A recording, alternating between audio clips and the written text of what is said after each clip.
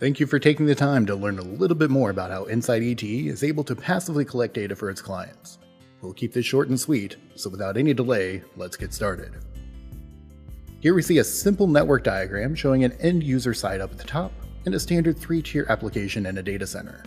Each tier is connected to a different switch. On the bottom right, you'll see the InsightET equipment, a tMonitor, and an SLMS appliance. Very briefly, the tMonitor listens on network ports for replicated network traffic and is able to capture, decode, and categorize that traffic into meaningful application and business terms, and sends that data to the SLMS server for analysis.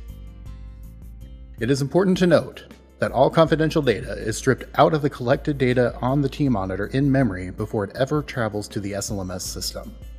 So for the purposes of this demonstration, we'll only be focusing on the tMonitor's role in this setup. This demonstration is set up to look at traffic in 3 legs. Leg 1 is the traffic between the end users and the front-end tier of the application. Leg 2 is the traffic between the front-end tier and the middle tier of the application. Finally, Leg 3 is the traffic between the middle tier and the database tier of the application. Now that we have that established, let's go through some scenarios.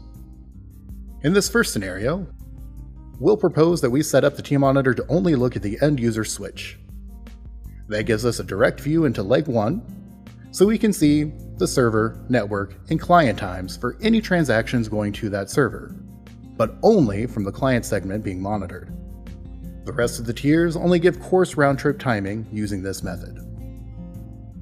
Alternatively, if we place the tMonitor on the front-end tier, we get a clearer picture of the end-to-end user experience, as we can see both Leg 1 and Leg 2 of the system. Using this method, we can see all transactions coming into the front-end server, and we can see any connections the server makes to the middle tier. If the middle tier is a shared environment, we cannot see any transactions initiated from any other device except for the server being monitored. For the database tier, we will still only see coarse round-trip timing. Putting the tMonitor on the middle tier, or application tier, we see a different view as well. Now we can see Leg 2 and Leg 3, but not Leg 1 anymore. Using this method, we can diagnose issues that may impact end users, but we cannot monitor the end-to-end experience of those end users. But if we monitor both the front-end tier and the application tier, we begin to get a much clearer picture of the environment. Now Leg 1 is back in the mix, and we can see the full end-to-end user experience for the application, along with the specific SQL queries making up those transactions on the back end. This is generally a good setup for most applications, especially if a shared database is in use.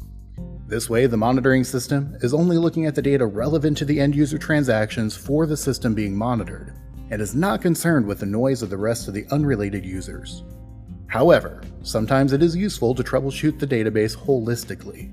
In that case, the tMonitor can be configured to monitor the database tier directly, giving insight into all of the transactions and all of the tiers of a monitored application. Every environment is different, and as such, the InsightET tool is made to be flexible enough to monitor as much or as little as an enterprise requires.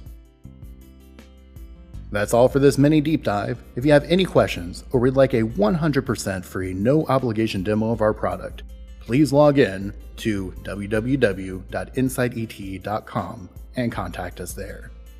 Thank you for your time and have a fantastic day.